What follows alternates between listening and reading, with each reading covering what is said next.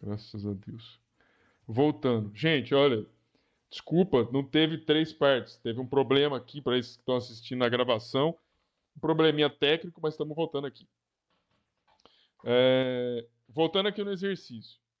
Então a gente está substituindo a equação 2 na equação 1, nessa concentração do NO3. Então eu estou pegando o K1NO2 elevado ao quadrado e colocando aqui no NO3, foi isso que eu fiz. E colocando aqui embaixo o denominador, K2CO. Perceba o seguinte, eu consigo cortar esse CO com esse CO. Então, eu vou ficar com uma equação simplificada. Vou colocar aqui agora.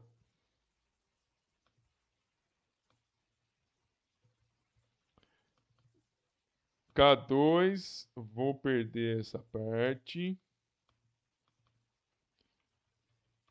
E vou perder essa parte. E vou colocar essa parte aqui, que é o K2, dividindo o K2K1. Eu posso até melhorar já, né? Perceba que aqui eu tenho K2 aqui, que eu posso cortar com esse aqui também.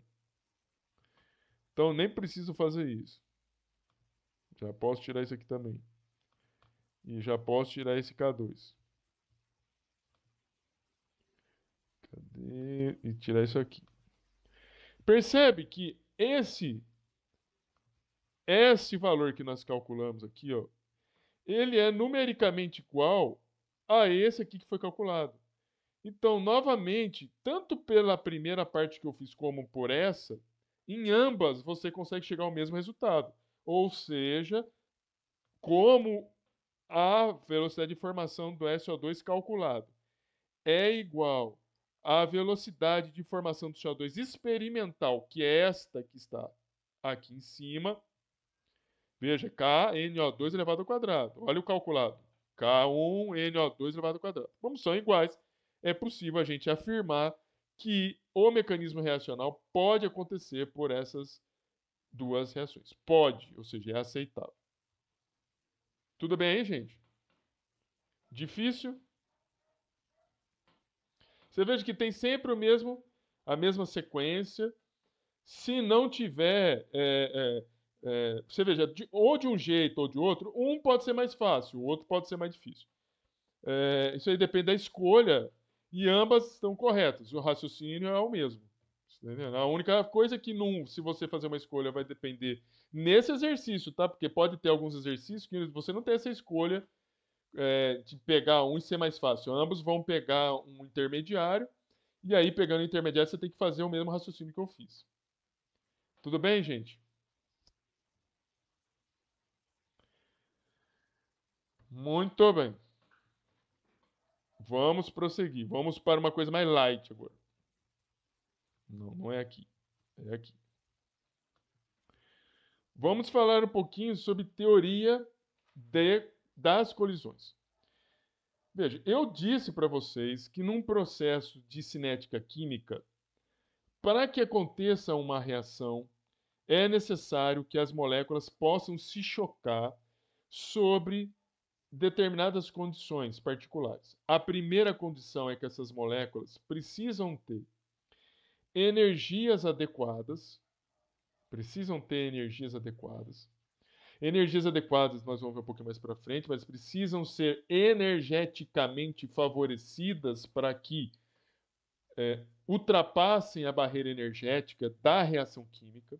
A segunda é que os reagentes se choquem numa direção adequada. Então veja aqui, nós estamos falando da reação do NO2 com o monóxido de carbono, gerando CO2 mais NO. Aqui eu tenho uma reação em que o NO2, veja que o nitrogênio é essa esfera um pouquinho cinza, um pouco mais cinza, os oxigênios, as esferas menos cinzas, e o monóxido de carbono, em que o carbono é a esfera negra, preta, e a esfera menos cinza é o oxigênio. Veja que a colisão, nesse exemplo, acontece entre este oxigênio com esse átomo de carbono. Eles se chocam, gera, né, uma colisão, é a orientação favorável, gera o que nós chamamos de complexo ativado. Você tem a quebra da ligação desse nitrogênio com esse oxigênio, ou seja, essa ligação, e você também tem a quebra dessa ligação, né, quando se choca nessa orientação, e você vai acabar formando a ligação do CO2 e o NO. É isso que está acontecendo. Então você quebra essa ligação e você forma, na verdade nem chega a quebrar a ligação do CO. Nessa reação você não tem a quebra da ligação do CO, você enfraquece a ligação do CO, mas você acaba formando a ligação do oxigênio que se soltou com o complexo do CO formando CO2. Você pode ter uma outra rota de ligação. Você pode ter de ligação, não, de colisão, aonde você continua tendo o oxigênio, mas ele não se choca com o átomo de oxigênio, com o átomo de carbono, que é essa esfera negra. Você se choca o oxigênio com outro oxigênio do monóxido de carbono. Isso não é uma orientação favorável. Não é uma orientação favorável. Eles se chocam, se separam e a reação não acontece. Por que que isso ocorre? O que que está envolvido nisso? Veja, isso aqui é uma representação de uma variação de energia dos reagentes até chegar aos produtos. Muitos chegam a ver isso no ensino médio, mas outros não. Perceba que você tem os reagentes, eles precisam vencer essa barreira energética para que a reação aconteça. Se a colisão acontece favorável, de uma orientação favorável, e as moléculas têm energia suficiente para poder vencer esta barreira, as moléculas vão conseguir, ao se chocar, subir a barreira energética, formar o complexo ativado. Essa reação vai ser enfraquecida. As reações do CO também, mas vão permitir com que este átomo se junte ao CO, formando o CO2. E aí, todo esse processo que eu estou falando de quebra e formação de ligação vai acontecendo com o tempo até haver uma queda é, é, a partir do complexo ativado, uma queda da energia, gerando o produto. Veja, daqui para cima, esta energia aqui, nós definimos ela como sendo a energia de ativação. Este ponto aqui no ápice é chamado complexo ativado. Então, o complexo ativado é esse ponto aqui no máximo. E a diferença entre a energia do produto, a energia em que o produto se encontra, essa é a diferença da energia do produto, que é essa energia aqui, ou seja, onde o produto se encontra, que é o estado final, menos a energia onde encontra seu reagente. Isso aqui é chamado de variação de entalpia. Isso aqui é chamado de variação de entalpia. E que é representado por ΔH. Então, veja, o que está acontecendo aqui? As moléculas apresentam uma quantidade de energia. Nós também possuímos uma quantidade de energia armazenada no nosso organismo. Essa energia é chamada de energia potencial. Eu tenho uma energia potencial, vocês têm uma energia potencial. Se eu fizer um movimento com o meu braço num estado estacionário e movimento o braço para frente, eu estou transformando energia potencial em energia cinética. Eu estou gastando energia. Aqui é da mesma coisa. Ela tem uma energia potencial, elas se chocam, vence a barreira energética. E aí começa a você ter transformação de energia potencial em energia. A partir daqui, né? Eu tenho transformação de energia potencial em energia cinética, colisão, sobe a energia e vai sendo consumida energia cinética e vai consumindo energia cinética. O que sobrou, o que não foi consumido, é a energia dos produtos. Cadê os senhores? Tudo bem aí?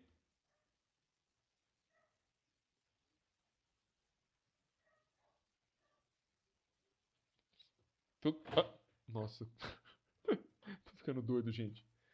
Tudo bem, gente? Fala, Damiano.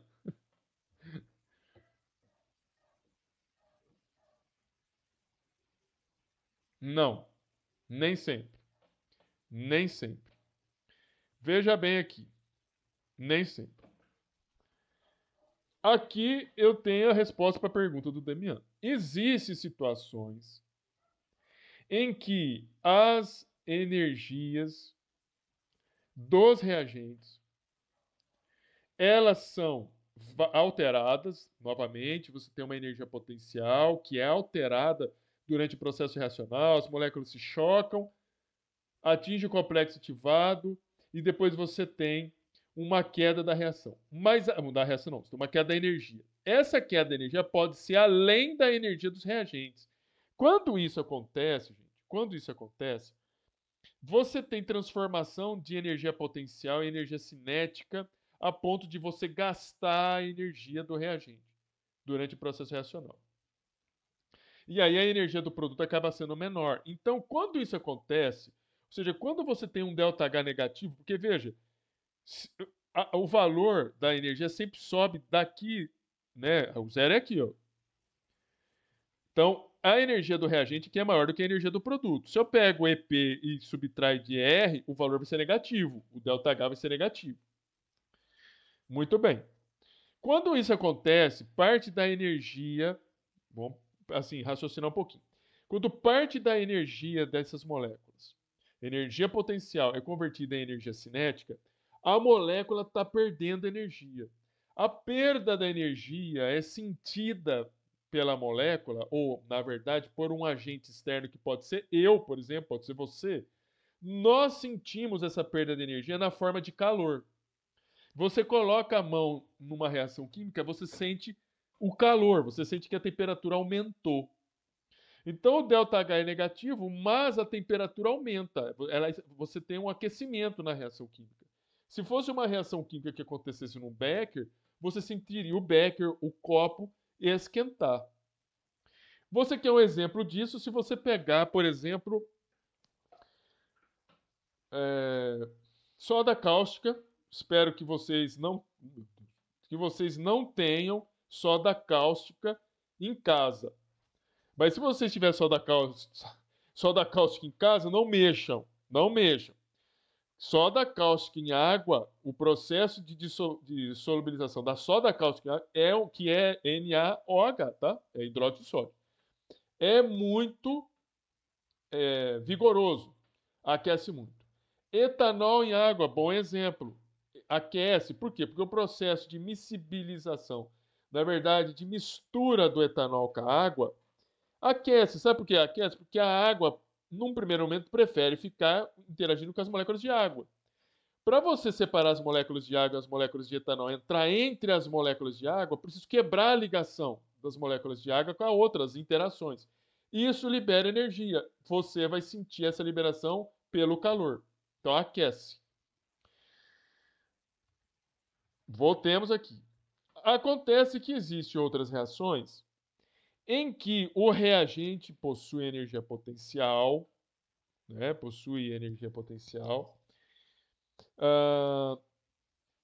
As moléculas, né? Convertem essa energia potencial em energia cinética, elas se chocam e aí começa a haver uma conversão de energia cinética em energia potencial. Quando existe uma conversão de energia cinética em energia potencial, você tem o aumento da energia da molécula resultante. E a sensação que você tem, a sensação, né, que você tem, é de que veja, a sensação que você tem, eu vou explicar melhor, tá? Mas a sensação que você tem é que ao tocar a parede do beck, etc., esfria, gela. Então, se você pegar cloreto de potássio e colocar em água, em vez de aquecer, esfria.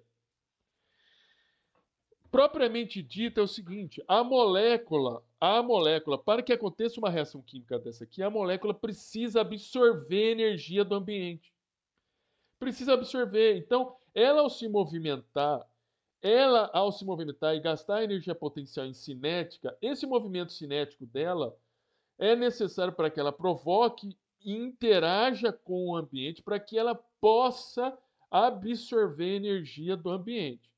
Então, quando a gente fala que a energia cinética está sendo convertida em energia potencial, não é bem isso. Na verdade, o que está acontecendo é que essa energia potencial é usada pela molécula para que a molécula interaja com o ambiente e absorva a energia do ambiente. Quando isso acontece, você vai ter um ganho de energia dessas moléculas no resultado final, e aí você tem um aumento da energia potencial. Um aumento da energia potencial. Quando isso acontece, perceba que a energia do produto é maior do que a energia do reagente. Então, quando isso acontece, se eu vou pegar a energia final e subtrair, e aqui está errado, tá? Porque aqui não é R, aqui não é R aqui não. Isso aqui é um erro. Inclusive é um erro do livro, inclusive, né? Isso aqui não é energia de P, não. Isso aqui é energia do reagente, o R é esse aqui, e esse aqui é a energia do produto. Meu Deus do céu, como que o livro pode colocar um negócio errado? Jesus. Então a energia do produto é maior do que a energia do reagente. Então, se eu pegar aqui, a energia, fizer a conta, né? A energia do produto, ela vai ser menos a energia do reagente. Percebo que esse resultado, ela vai ser maior do que zero. Aqui vai ser maior do que zero, porque o EP é maior do que o R. Aqui não. Aqui, se eu pegar o ER, que tem. Desculpe. Ops. Aqui, se eu for pegar a energia final, é EP, energia do produto. Se eu pegar aqui a energia do produto e subtrair a energia do reagente, fatalmente essa subtração vai ser menor do que zero. Vai ser menor do que zero porque a energia do reagente é maior do que a energia do produto. Num processo exotérmico, então, você tem liberação de energia e a sensação é que esquenta. Numa reação endotérmica, você tem absorção de energia para a reação acontecer e a sensação é que esfria. Cadê os senhores? Cadê os senhores? Tudo bem aí? Tudo bem, senhores? Muito bem. Então, uma outra questão, né? Uma outra questão. A energia potencial, né? Como está falando aqui, que é num processo endotérmico, você tem um aumento da energia potencial, uma diminuição da energia cinética, a temperatura diminui. E veja bem o seguinte: em geral, se a reação, essa energia, veja, qualquer reação, em geral, tá? A reação vai depender dessa energia aqui, ó. Essa. E aqui também vai depender dessa energia aqui, ó. Essa energia é chamada de energia de ativação. Energia de ativação é a energia necessária para que as moléculas possam vencer essa barreira energética e chegar no complexo ativado. Quanto maior, independentemente se a reação é exotérmica ou endotérmica, quanto maior essa energia de ativação, mais lenta é a reação. Então, reações rápidas possuem energia de ativação pequena. Reações lentas possuem energia de ativação altas. Possuem energias de ativação grande. Ok? Ops. Tudo bem aí?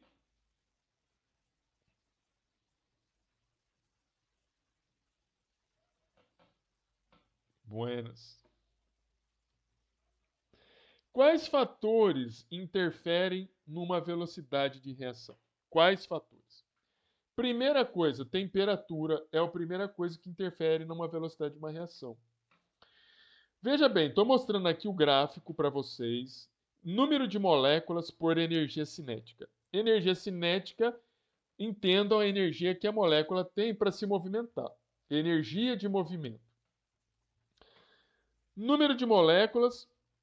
E perceba o seguinte, a temperatura T1, temperatura T2, temperatura T3. Veja que a temperatura T1 é menor que T2. Então, essa temperatura é menor do que essa. E essa temperatura é menor do que essa. Ou seja, T3 é uma temperatura que é maior do que T2 e T2 é uma temperatura maior do que T1. Maior do que T1. Olha o que acontece. Aqui, este risco, aqui é um limitador da energia de ativação. As moléculas precisam ter energias para além da energia de ativação, ou a partir da energia de ativação. Tudo bem, gente? Percebam que quando eu tenho a temperatura T1, a quantidade de moléculas que possuem energia para ultrapassar a barreira energética, chegar no complexo ativado e fazer a reação química, elas estão localizadas aqui. Ó. A maioria das moléculas estão aqui no gráfico, a maioria delas. E a minoria está aqui acima da energia de ativação. Perceba que quando eu passo para o T2, que tem uma energia de ativação, uma temperatura maior do que a temperatura T1, tem uma temperatura maior do que T1. Eu começo a aumentar a quantidade de moléculas que têm energia suficiente para que possa fazer a reação química. E perceba que a hora que eu venho para o 3, vai abaixando, vai achatando, né, essa população de moléculas. Ou seja, eu começo a ter mais moléculas ainda capazes de sofrer ou levar a reação química para acontecer. Portanto, quanto maior a temperatura, maior vai ser a energia cinética das moléculas. Por isso que quanto maior a temperatura, maior a energia das moléculas, e maior a energia cinética das moléculas, maior é o número de colisões que elas vão ter. Se você tem moléculas que se movimentam pouco, elas vão se chocar menos. Se elas se chocam menos, a reação vai ser menor, vai ser mais lenta.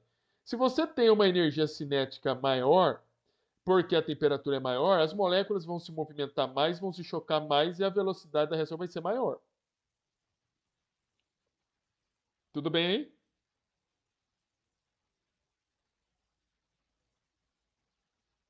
Tudo bem, senhores?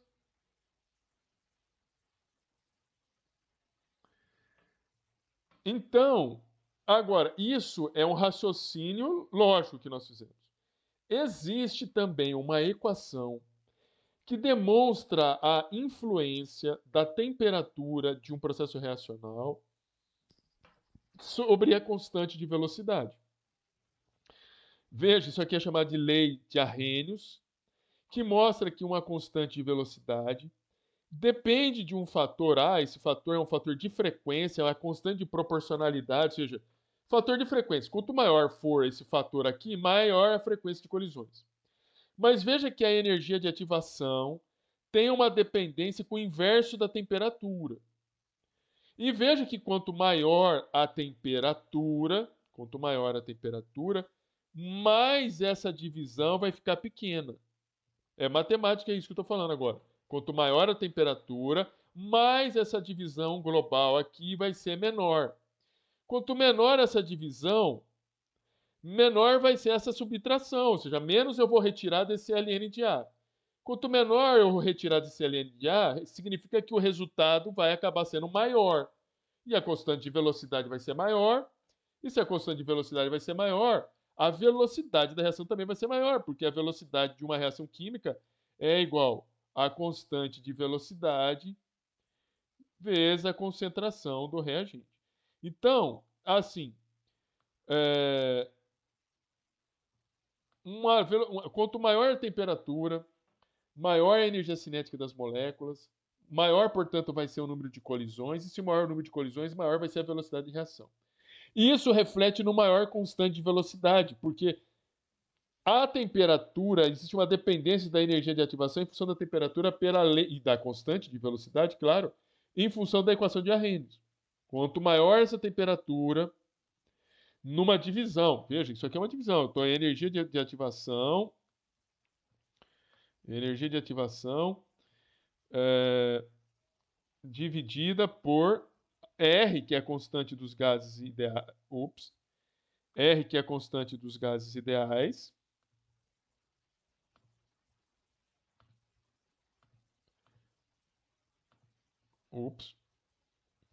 R, que é a constante dos gases ideais. E a temperatura. Quer dizer, quanto maior essa temperatura aqui, ó, menor vai ser a divisão total dessa fração. Se menor é a divisão aqui, menor vai ser a subtração que eu vou tirar, ou seja, menor vai ser o valor que eu vou tirar do ln de A. Se menor for o valor que eu vou tirar do ln de A, como resultado eu vou ter um valor de K maior. E aí a constante de velocidade sendo maior, a velocidade é maior. Os dois jeitos para explicar estão certos. Tudo bem?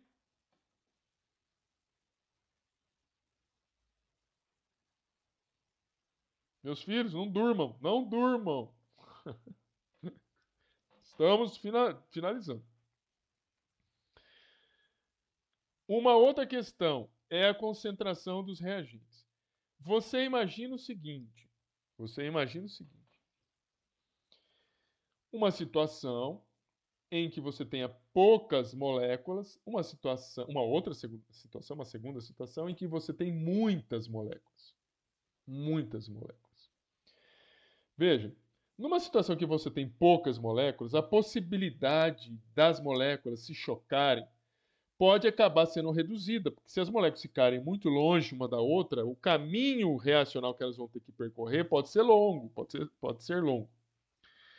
Quando você tem um excesso de moléculas, você encurta a distância entre elas e a colisão entre elas acaba sendo mais fácil. E se a colisão fica mais fácil, significa então que a velocidade da reação acaba sendo maior.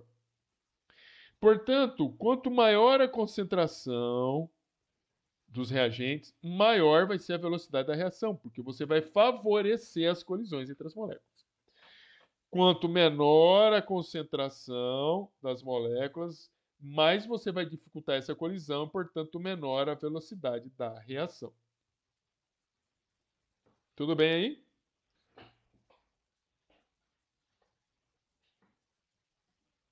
Tudo bem, gente? Então, veja, quando eu falei de temperatura, se eu vou fazer um cozimento em casa, eu aumento a temperatura, ele vai ficar mais rápido. Se eu coloco no fogo baixo, ele vai ficar mais lento. Se eu vou fazer um alimento, se eu colocar muito arroz, e colocar uma quantidade, porque o arroz ele precisa de água, né? Você vai colocar lá.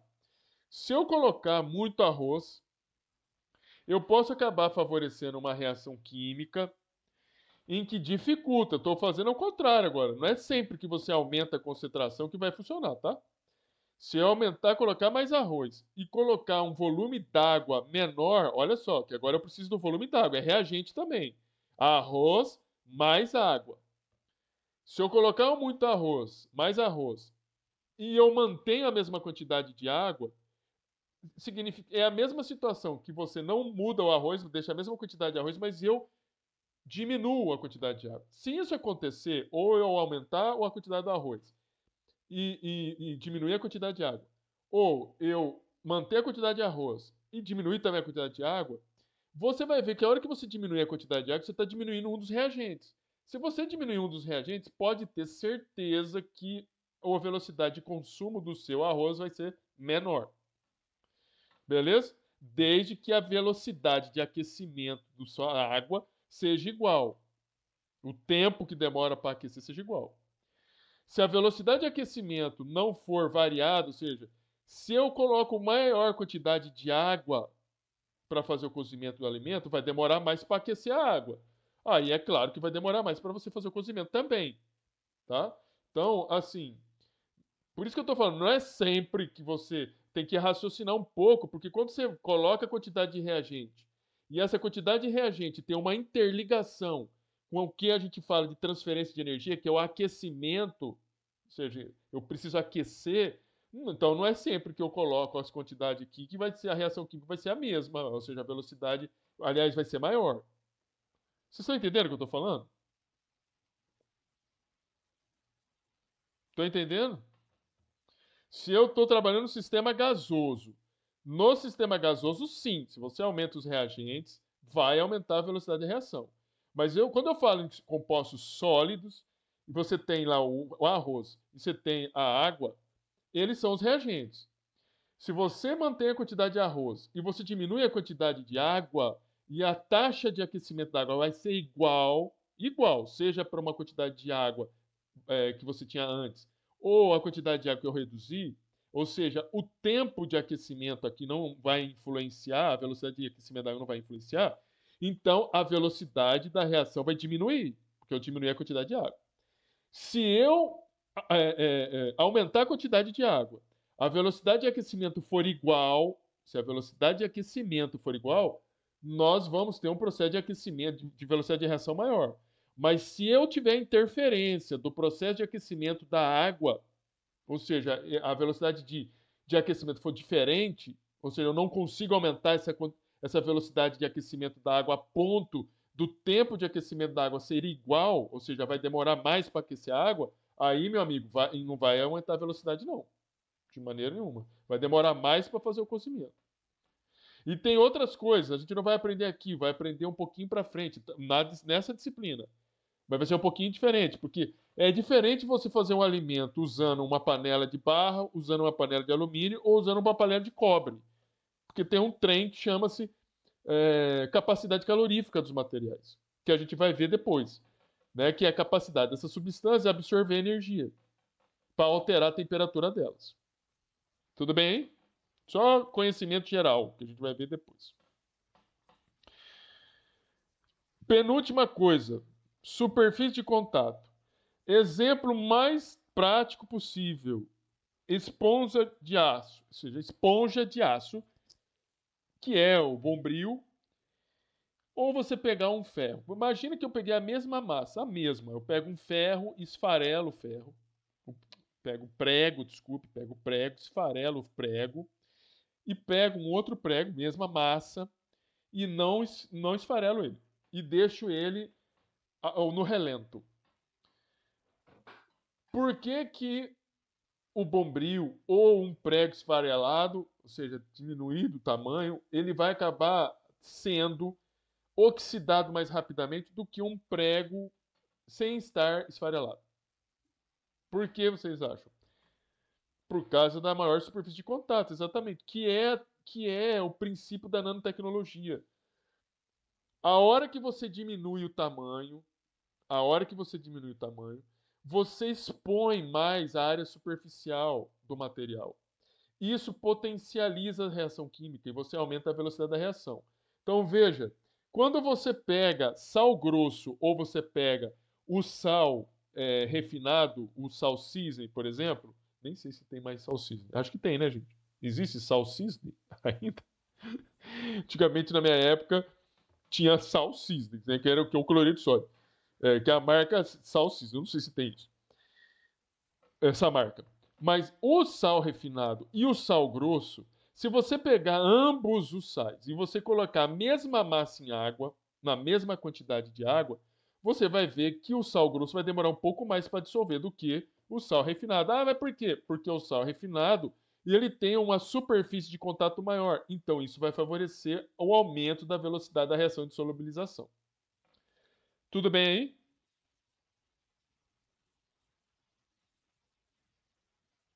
Tudo bem, senhores? Por fim, por fim, nós temos o que vem a ser a importância de um catalisador. O que é um catalisador? Um catalisador é uma substância que ela não faz parte da reação química em si, ou seja, ela não, vamos dizer assim, ela não é consumida como os reagentes. Não é consumida, mas ela é um ponto de contato para os reagentes.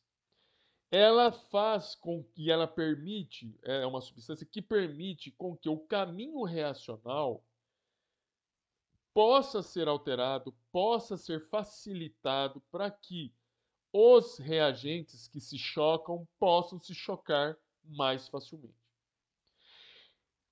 Quando isso acontece, o catalisador tem uma característica. Quando ele facilita um processo de reação, porque ele altera o caminho reacional, alterar o caminho reacional significa alterar a energia de ativação. Ele diminui a energia de ativação. Então veja bem aqui, olha, eu tenho a mesma reação química, a mesma. A reação A, o processo A não tem catalisador, o processo B tem catalisador. Perceba que não existe alteração da energia, nem da energia inicial do reagente, nem da energia final do produto. Então eu tenho aqui reagente, aqui, e aqui eu tenho produto. Percebam que a energia do reagente é esta, não foi alterada, e percebam que a energia do produto é essa aqui, não foi alterada. O que está sendo alterado? Nossa, mas ficou feio, né, bicho? O que está sendo alterado? Calma aí, deixa eu passar aqui. O que está sendo alterado? A energia de ativação.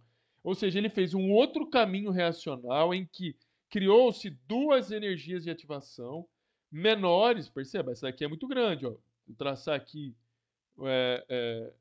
para a gente determinar qual que é essa energia de ativação aqui. Ó. Essa energia de ativação ela é muito maior do que essa energia de ativação e do que esta energia aqui, olha, de ativação. Veja que aqui acabou, né? Depois começa a subir de novo. Então aqui eu tenho um outro patamar aqui, ó, do que é essa energia aqui de ativação. Então, assim, são energias de ativações menores que faz com que a reação seja mais rápida em relação a esse outro caminho A. E quando eu falo caminho, gente, é caminho mesmo, é caminho. Ele está caminhando, circulando, você está diminuindo o caminho da substância. Isso faz com que a energia de ativação seja reduzida e você acabe, então, favorecendo o aumento da velocidade de uma reação, sem alterar o ΔH, a entalpia. Lembre, entalpia é você pegar a energia do produto e subtrair da energia do reagente. Tudo bem?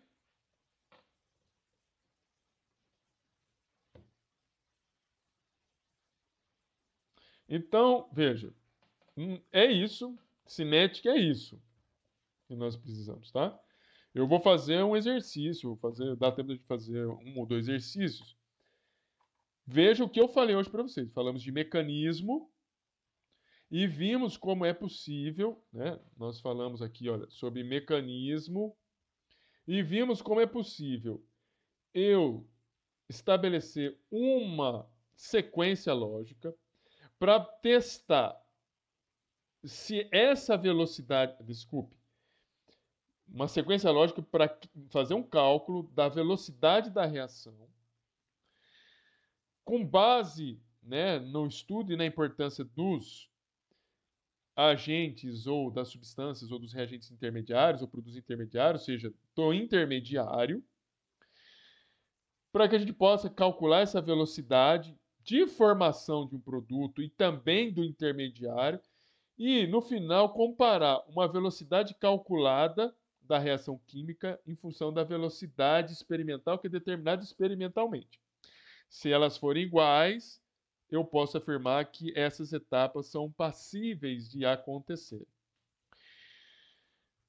Vimos um pouquinho sobre a teoria das colisões. As moléculas, para se colidir, aliás, para reagir, elas precisam se colidir com uma quantidade de energia suficiente para ultrapassar essa barreira energética.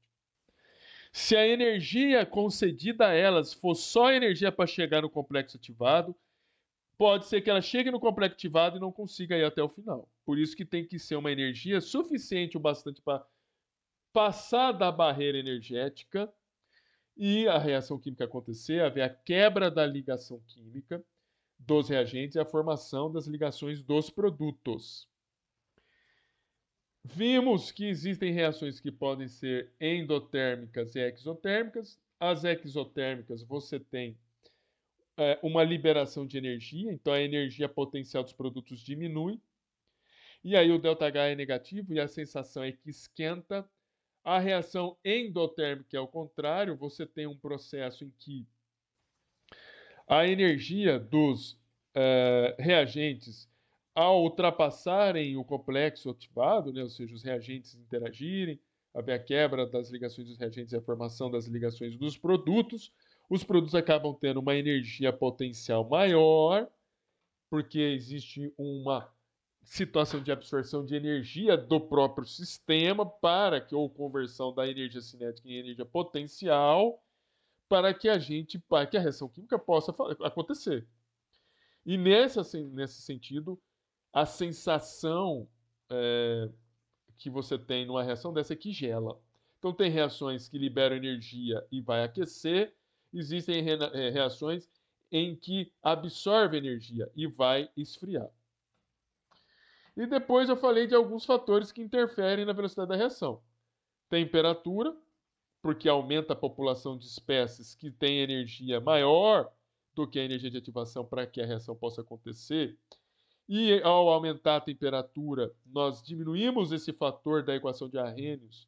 E, portanto, se eu diminuo esse fator que é a subtração em si da equação, o ln de K vai ser maior, e, portanto, a constante de velocidade sendo maior, a velocidade também vai ser maior.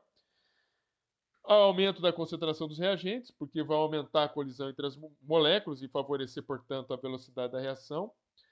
A superfície de contato, porque se você aumenta a superfície de contato, isso favorece, facilita, né, o processo de colisão entre as moléculas. E, por fim, um catalisador que altera o caminho reacional das moléculas, abaixando a energia de ativação.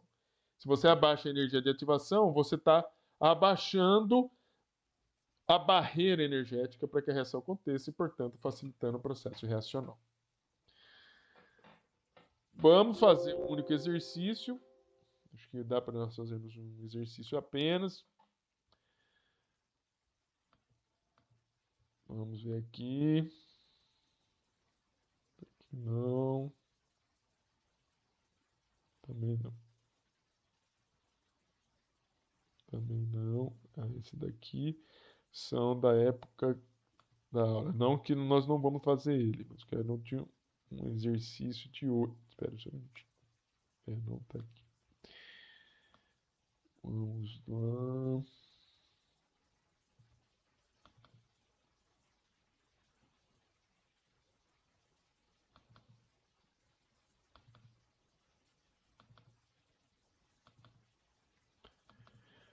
Vamos lá, esse de exercício.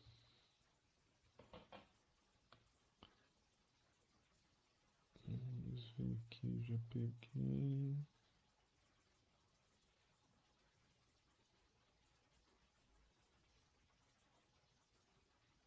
Já fizemos.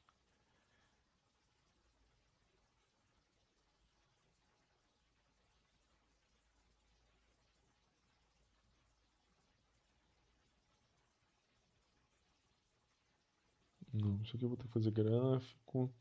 Vamos começar aqui. Exercício 13.33. Efeitos da temperatura sobre a velocidade. Qual é o postulado básico da teoria da colisão?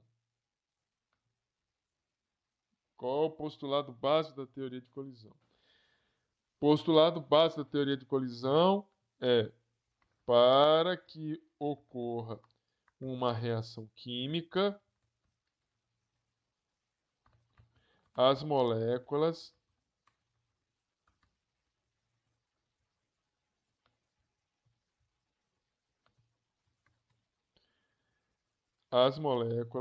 necessitam se colidir com energia adequada para superar a barreira energética, eu vou colocar entre parênteses, energia de ativação, e também colidirem numa orientação adequada e colidirem numa orientação adequada. É isso. Segunda, em termos da teoria cinética, por que um aumento da temperatura aumenta a velocidade da reação? Em termos da teoria cinética. Porque ao se aumentar a temperatura, existe o aumento da energia cinética das moléculas. Fato que favorece o choque colisional em maior frequência, levando ao aumento da velocidade da reação. Cadê vocês? Tudo bem, gente? Tudo bem?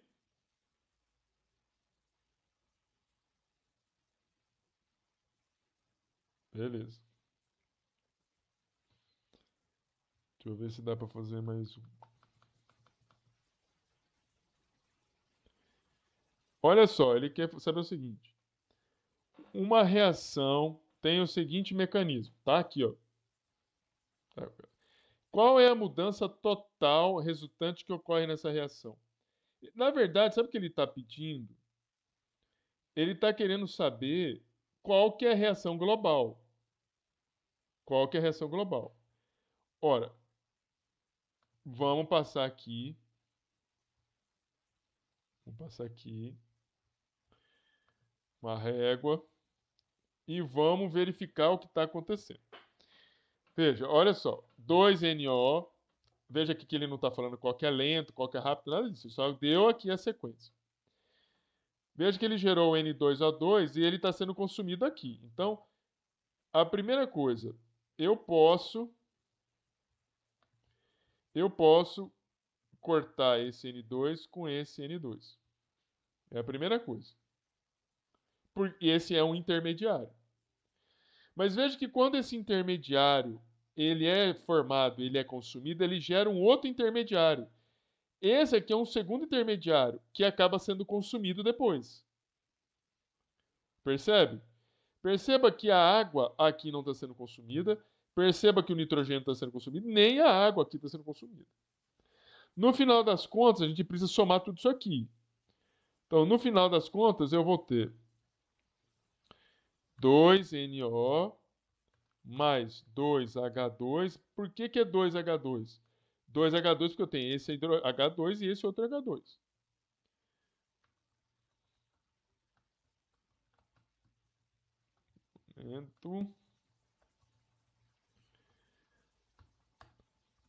E aqui vai sobrar nitrogênio mais H2 ou 2H2.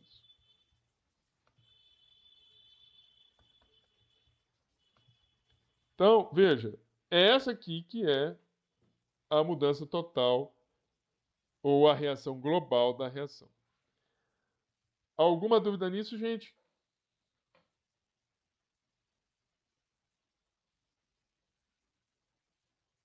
Então, assim, esse assunto está finalizado. Na próxima aula, devo fazer mais o resto dos exercícios.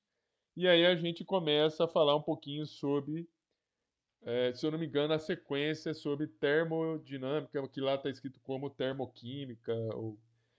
Enfim, a gente vai falar de energia. Beleza? Bom final de semana para vocês aí. Que se alguém tiver alguma dúvida, a gente pode. Eu posso aguardar aqui, vocês aguardem aí até a pessoa sair, a gente vai conversando, tá bom? Se não, bom descanso para vocês aí. Bom carnaval virtual, hein? Não vai. Tome cuidado, viu? Acredite, existe vírus, tá? Existe. Se cuidem, cuidem de vocês, porque vocês vão cuidar dos seus pais, dos avós, dos amigos. Boa noite pra vocês aí. Sextou pra vocês, carnavolou.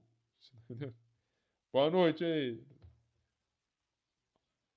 Nós estamos entrando no carnaval agora. Sempre de quarentena, isso daí. Bebe pouco, hein? Não, não abusa, não abusa. Que alegria. 3 dias aí pra vocês ficarem de perna por ar. Até lá.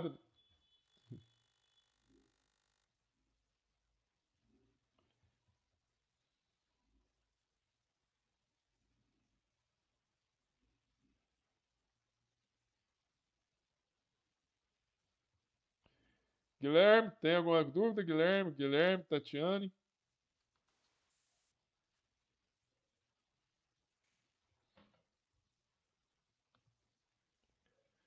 Então, moçada, se não tiver dúvida, eu vou colocar aqui como encerrado, falou? Se você, Tatiane, ou você, Guilherme, tiver alguma dúvida, vocês entrem em contato comigo e aí a gente tira a dúvida, tá bom? Bom final de semana para vocês aí, bom carnaval, abraço para vocês que acompanharam a gente aqui, falou? Abraço.